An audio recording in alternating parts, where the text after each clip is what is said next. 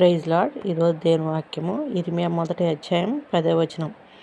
పెళ్ళగించుటకు, విరగ్గొట్టుటకు, నశింపచేయుటకు, పడద్రోయుటకు, కట్టుటకు, నాటుటకు నేను ఈ దినము జనముల మీదను రాజ్యం మీదను నిన్ను నియమించి ఉన్నాను. యేసయ్య ఈరోజు మనతో మాట్లాడుతున్నాడు. ఏ విషయంలో అయినా బాధ, దుఃఖము ఉన్నట్లయితే ఈరోజు నీకు నేను తోడై ఉన్నాను అంటున్నాడు. నిన్ను విడిపించుటకు తోడై ఉన్నాను. ప్రతి విషయంలో నిన్ను విడిపించుటకు తోడై ఉండి నిన్ను అధికారిగా నియమించబోతున్నానని సెలవిస్తున్నాడు. దేవుని నామానికి మహిమ.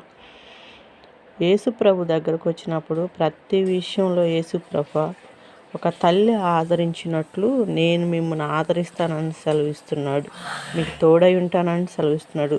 ఇట్టి గొప్ప దేవుడిని మనం కలిగి ఉన్నాము. ఏ విషయంలోనూ భయపడక యేసయ్య వైపు మన కనులెత్తి చూద్దాం. యేసు నామానికి మహిమ కలుగును గాక. ఈ వాక్యం మీ అందరి జీవితంలో నెరవేరును గాక. ఆమేన్.